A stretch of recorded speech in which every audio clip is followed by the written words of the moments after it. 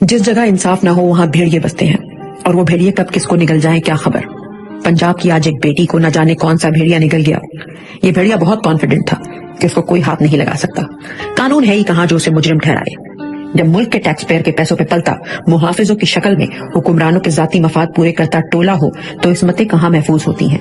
जब कानून के मुहाफिजों को इतनी शय है कि निहत्थे लोगों पर गोलियां चलाएं, कभी किसी का दरवाजा तोड़ें, रातों को लोगों की दीवारें फलांगे, माओं के सरों से दुपट्टे छीने, तो भला स्कूलों कॉलेजों के गार्ड्स क्यों पीछे रहे।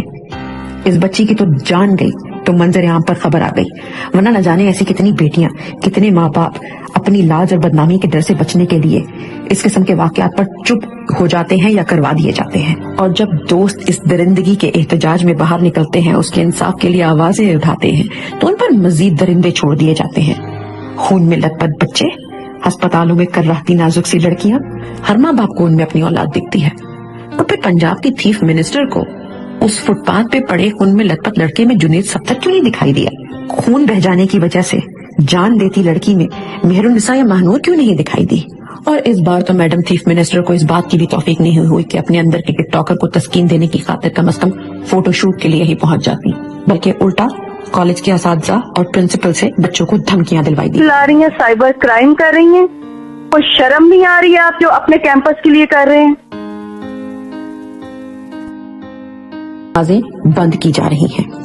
कहते हैं चोर को ना मारो, उसके वालिदैन को मारो, क्योंकि तरबियत के घाटे की वजह से वो चोरी पे आमादा होता है। अगर चीफ मिनिस्टर की तरबियत के दिनों के टाइम मियाँ साहब किसी को टैक्सी या रक्षा पुकारने के बजाय या वीडियोस जमा करने के बजाय उनकी तरबियत पे तवज्जो दी होती, तो आज उनकी बेटी जो बचपन की किसी हजरत नातमाम या जवानी की गलतियों का जो बदला पाकिस्तान भर की बेटियों से ले रही है, शायद ना लेती होती।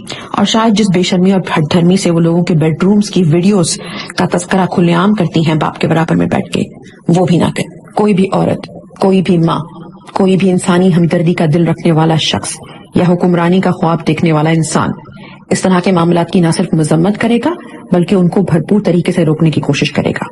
जबकि चीफ मिनिस्टर का इसके बरक्स रवैया उनके जहनी हालात की गवाही देता है। और वो लोग जो अभी भी इस जुल्म का साथ दे रहे हैं, उनके लिए एक बहुत अच्छा मौका है कुछ सीखने का। इन दरिंदों ने अब तालीम गाहों का रुख कर लिया है। जमाना जाहिलियत की तरह या तो बेटी पैदा होते ही दफन कर दें, या अगर पालकर उनको जवान कर ही ले तो अपने आंगन का ये फूल खुद से अपने हाथों या तो बिलावल हाउस या जाती अमरा में दे आए। क्योंकि जब आपके हाथों पले इस फूल की तरफ इन भेड़ियों के हाथ बढ़ेंगे तो आपके पास उनको बचाने के लिए कानून नाम की कोई चीज नहीं होगी। उस वक्त आप भी उतना ही बेबस होंगे जिस तरह आज पाकिस्तान की दीगर माएं और बेटियां हैं। 2 खानदानों के गुलाम हैं।